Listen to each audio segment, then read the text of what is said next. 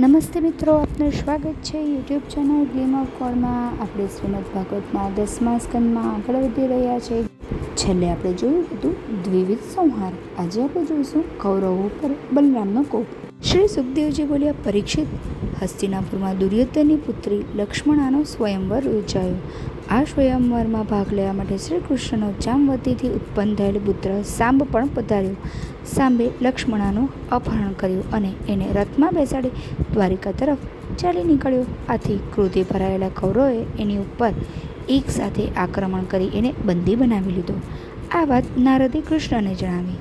આથી યાદવો કૌરવો સાથે યુદ્ધ કરવા તત્પર બન્યા, પરંતુ બલરામ નહોતા ઈચ્છતા કે એમનું કૌરવો સાથે યુદ્ધ થાય, એટલે એમણે યાદવ સેનાને શાંત પાડી રોકી લીધી અને થોડાક બ્રાહ્મણો તથા વૃદ્ધ યાદવોને લઈ તેઓ હસ્તિનાપુર ગયા અને ત્યાં એક ઉપવનમાં રોકાયા.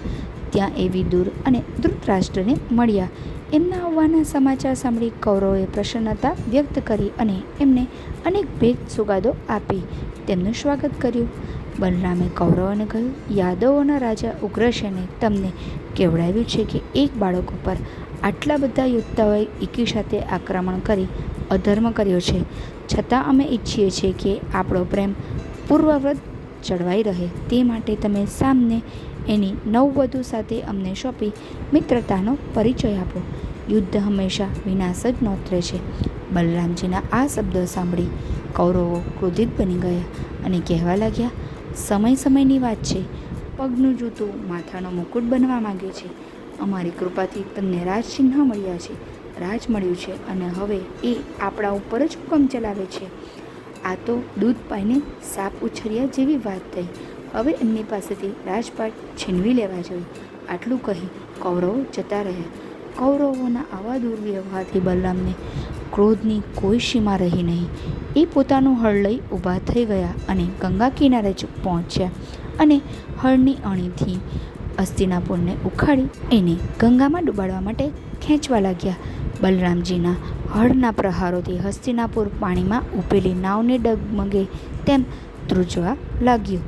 આ જોઈ કૌરવો ભયભીત બની ગયા અને દુર્યોધનની પુત્રી લક્ષ્મણા સહિત સાંબને લઈ બલરામ પાસે જઈ વારંવાર હાથ જોડી ક્ષમા માંગવા લાગ્યા. ત્યારે જ બલરામનો ક્રોધ દૂર થયો.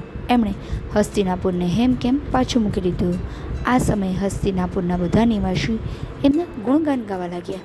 આજે પણ હસ્તિનાપુર દક્ષિણ દિશામાં ઊંચું અને ગંગાજી તરફ સહેજ નમેલું છે, જે બલરામજીના પરાક્રમની ગાથા ગાય છે. ત્યારબાદ દુર્યોધને પોતાની પુત્રી લક્ષ્મણા સામને પરણાવી અને અનેક જાતની પહેરામણી આપી વિદાય કરી. બલદેવે સામ અને તેની પત્ની લક્ષ્મણાને લઈ દ્વારિકાની વાટ પકડી. દ્વારિકામાં જઈ એમણે હસ્તિનાપુરમાં બનેલી ઘટના વિશે સવિસ્તાર શ્રી કૃષ્ણને કહી સંભળાવ્યું. આ છે કૌરવો પર બલરામનો કોપ નામની કથા. કૌરવોએ અસભ્ય વર્તન કરીને બલરામની વાત ન સાંભળી અને તેમને ક્રોધિત કર્યા. તેમના અહંકાર અને ક્રોધના કારણે હસ્તિનાપુર વિનાશના આરે આવી ગયું. એ આપણને શીખવે છે કે ક્રોધ ઉપર નિયંત્રણ રાખવું અત્યંત આવશ્યક છે, કારણ કે તે ઘણીવાર વિનાશ અને હાનિ તરફ દોરી જાય છે.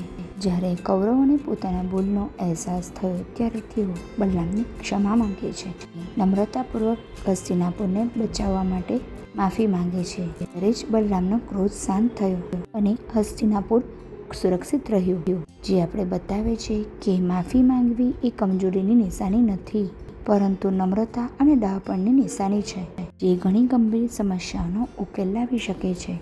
આ છે સંપૂર્ણ કથાનો સાર. જો આપને આ વિડીયો પસંદ આવ્યો હોય તો વિડીયોને લાઈક કરજો, શેર કરજો, ચેનલને સબસ્ક્રાઈબ કરવાનું ભૂલતા નહીં. જય શ્રી કૃષ્ણ.